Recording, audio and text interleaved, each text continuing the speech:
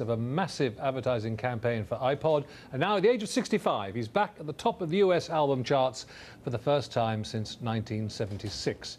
Yes, Bob Dylan is the latest in a trend of old artists hitting the #1 spot with his biggest one-week sale since records began.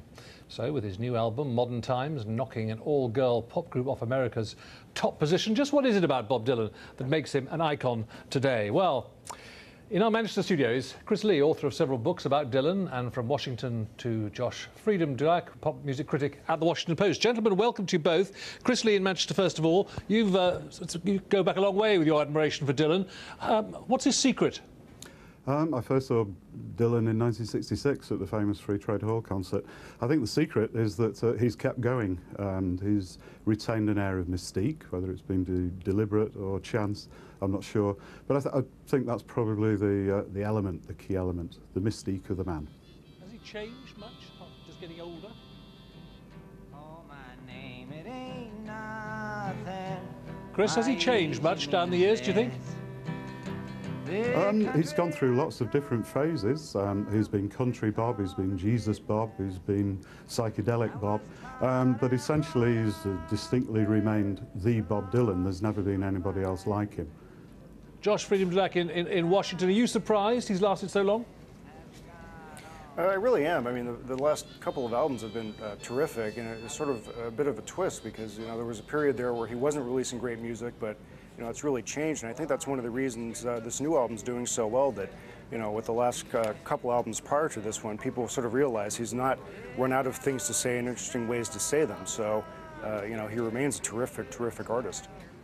Is he attracting a new audience, Josh, or is the audience aging with him?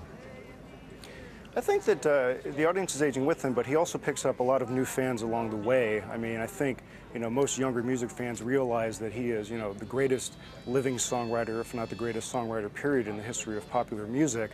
And, you know, it certainly hasn't hurt that for this album, you know, the Apple company hired him to do an iTunes ad, and that's really helped spur album sales here and abroad. Chris, what about the British audience? Is it an old audience, or is he attracting new young fans? I think he's attracting more new young fans because of last year's Martin Scorsese documentary. That brought in a whole new bundle of people. Then the fact that, as Josh says, he's produced 3 very, very outstanding albums in a row now, and recovered from that slump which he found himself in the 1980s. So he's very, very unique. It's 30 years since he was #1 with an album. I think only Elvis Presley, well, Elvis Presley had a hit single 30 years later in this country, dead, sadly, and Leo Sayer 28 years later. So Dylan once again has gone where no one else has been before. Well, you say that, although, I mean, some pop stars do manage to last. We just think of our own Cliff Richard. They last, but whether they maintain this level of success or regroup and recoup that success, which is exactly what Dylan has done.